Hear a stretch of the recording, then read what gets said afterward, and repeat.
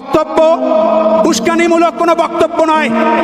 আমি বলতে চাই, আমাদের প্রধানমন্ত্রী যিনি প্রতিদিন কোরআন শরীফ পাঠ করেন, যদি তার বিরুদ্ধে যদি কথাবার্তা বলা হয়, শান্ত হন, শান্ত হন। বলতে চাই,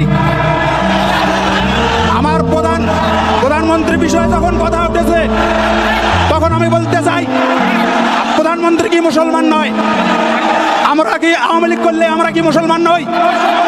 আমাদের বিরুদ্ধে, দেশের বিরুদ্ধে দেশদ্রোহী কোনো বক্তব্য এখানে চলবে না।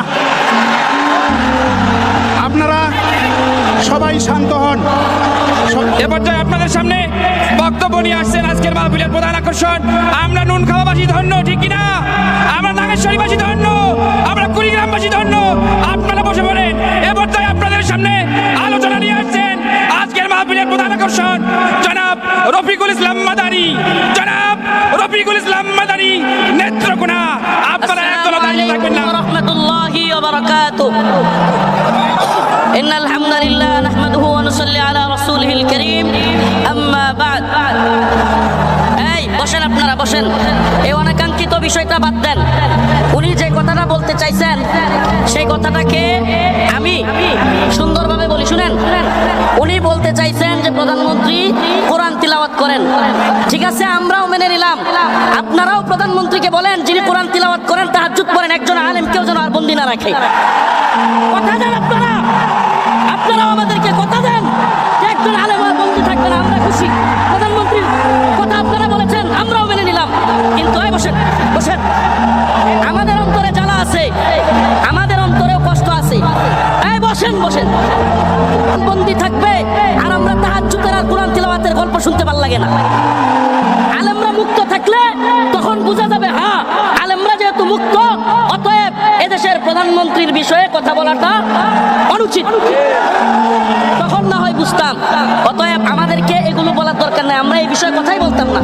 আমি আজকে নামাজের আলোচনা করতাম। রিয়েলি আমার চিন্তা ভাবনা ছিল এই উম্মাহকে নিয়ে নামাজের আলোচনা করা। যাই হোক, চেয়ারম্যান সাহেব একটা কথা বলে ফেলেছেন, আমিও ওনার রিপিট বুঝাই দিলাম যে ভাই, আমরাও উস্কানিমূলক, বিভ্রান্তিমূলক কোনো বিষয় ছড়াইয়া দেওয়া পছন্দ করি না। আল্লাহ পাক আমাদের সবাইকে বোঝার তৌফিক দান করুক। প্রিয় ভাই, আমরা চাই এই দেশে সুস্থ শান্ত পরিবেশ থাকুক। দেশের মধ্যে অশৃঙ্খলা হোক, বিশৃঙ্খলা হোক, পরিবেশ ভয়াবহ হোক, এটা আমরা চাই। আমরা বিশৃঙ্খলা চাই, অশৃঙ্খলা চাই।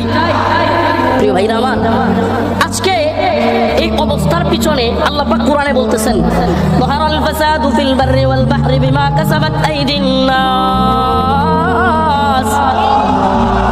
যেখানে আল্লাহ বলতেছেন যে এই জলে স্থলে যত ফাসাদ, যত সমস্যা, এগুলো আমাদের হাতের কামাই।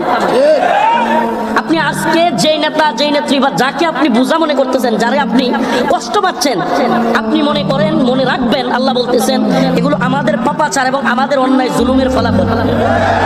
অতএব আমাদেরকে আগে ঠিক কথা হবে।